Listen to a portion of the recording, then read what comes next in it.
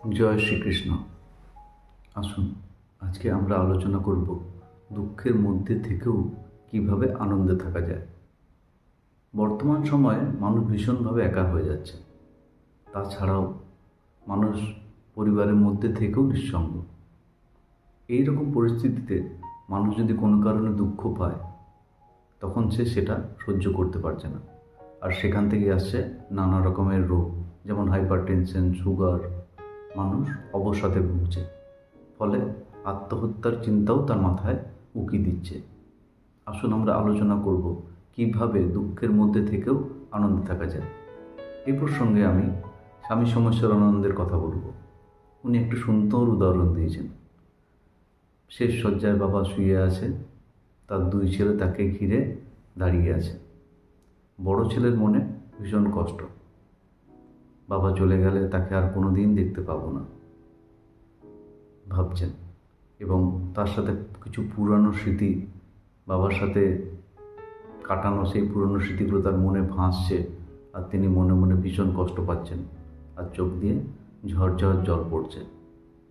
পাশে আরেক ছেলে দাঁড়িয়ে, সে ভাবছে যে বাবা যখনই চলে যাবে তারপরে আমি তার সম্পত্তির মালিক হব, কি আনন্দ।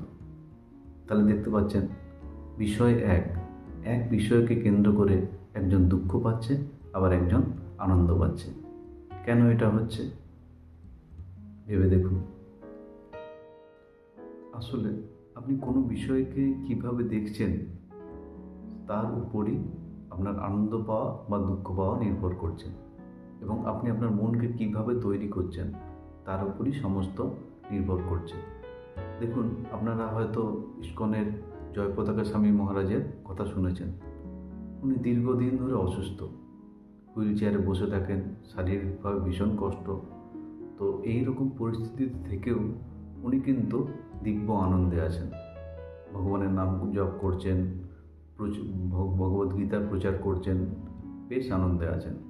শারীরিক কষ্টটা ওনার কাছে কোনো কষ্টই নয়, কারণ উনি আছেন দিব্য আনন্দে।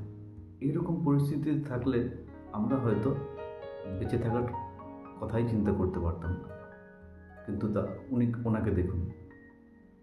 এছাড়াও আপনারা শ্রীরামকৃষ্ণদেবের যখন গলায় ক্যান্সার হয়েছে, তখন ওনার কথাটা ভেবে দেখুন, কি কষ্ট পাওয়ার কথা, কিন্তু উনি কিন্তু কষ্ট পাচ্ছেন না, উনি আছেন দিব্য আনন্দে।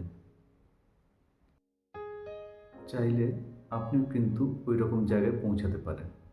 আপনার মনকে নিয়ন্ত্রণ করে আপনি ওই জায়গায় পৌঁছাতে পারেন। এই জন্য আপনাকে কিছু মনের অনুশীলন করতে হবে, মনকে নিয়ন্ত্রণ করতে হবে, মনকে তৈরি করতে হবে। এর পরের ভিডিওতে আমরা সেই মনের অনুশীলনের কথাগুলো বলবো। তবে আজ এই পর্যন্তই থাক। জয় শ্রীকৃষ্ণ।